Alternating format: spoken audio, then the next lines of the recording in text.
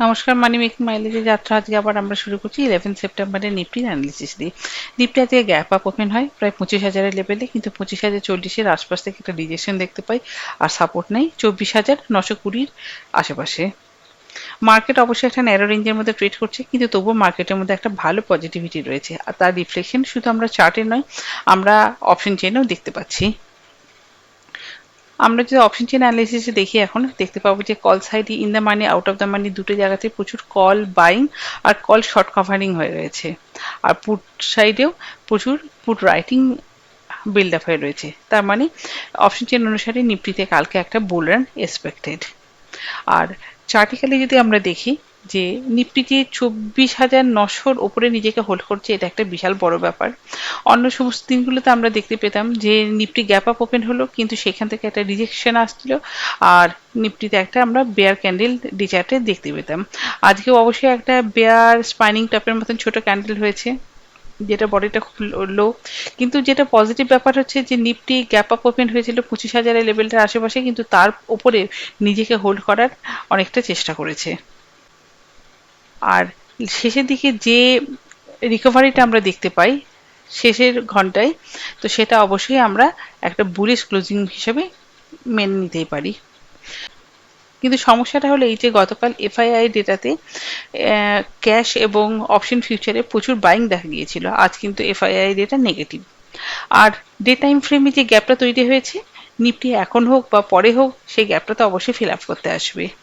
যাই হোক, এবার আমরা আমাদের স্ট্র্যাটেজি তৈরি করার জন্য আমাদের সাপোর্ট রেজিস্ট্যান্সগুলোকে আগে দেখে নিই। নিফটি কারণ সাপোর্ট হচ্ছে 24,920 থেকে 890 লেভেলটা। বাই চান্স যদি নিফটি এই লেভেলটাকে ব্রেক করে, তাহলে আমরা 24,815 লেভেলটাকে দেখতে পেতে পারি।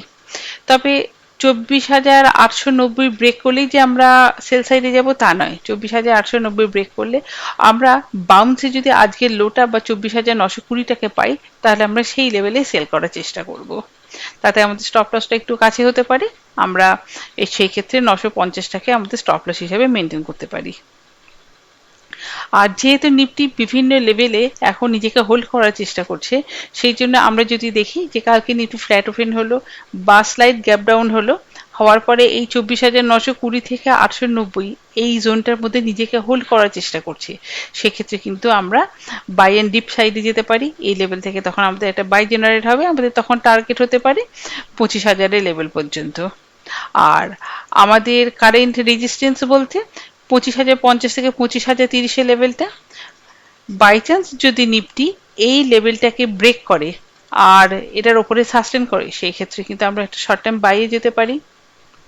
আমাদের তখন টার্গেট বেরিয়ে আসতে পারে 25,090 থেকে 25,150-এর লেভেলটা। 25,150-এর কাছে কিন্তু আবার আমরা সেল অ্যান্ড রাইজ করবো, কারণ আমাদের দৃঢ় বিশ্বাস এই লেভেলটা থেকে আবার আমরা আমাদের রিজেকশন দেখতে পেতে পারি।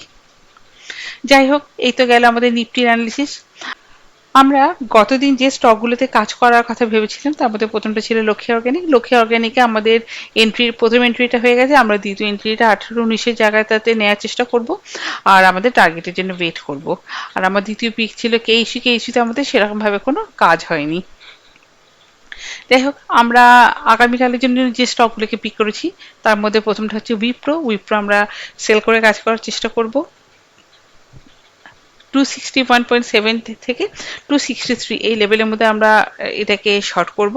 আমাদের তখন টার্গেট বেরিয়ে আসতে পারে 257, আর আমরা স্টপ লস হিসেবে মেনটেন করব 265-এর লেভেলটাকে। আর এইচডিএফসি লাইফ হচ্ছে আমার সেকেন্ড পিক। এইচডিএফসি লাইফের রেঞ্জে হচ্ছে 785 থেকে 770। আমরা যদি প্রথমেই ওপেন হওয়ার পরে 785-এর কাছাকাছি যায়, আমরা অবশ্যই এই লেভেলে শর্ট করব, আর সেই ক্ষেত্রে আমাদের টার্গেট বেরিয়ে আসবে 770। আর শর্ট করলে আমরা অবশ্যই একটা স্টপ লস মেনটেন করব, সেটা হবে 788। আর যদি আমরা বাই করে কাজ করার সুযোগ পাই, সেক্ষেত্রে 770 লেভেলে আমরা বাই করব, আমাদের টার্গেট হবে 785। কালকের জন্য এইটুকুই। Thank you, good night, best of lakh.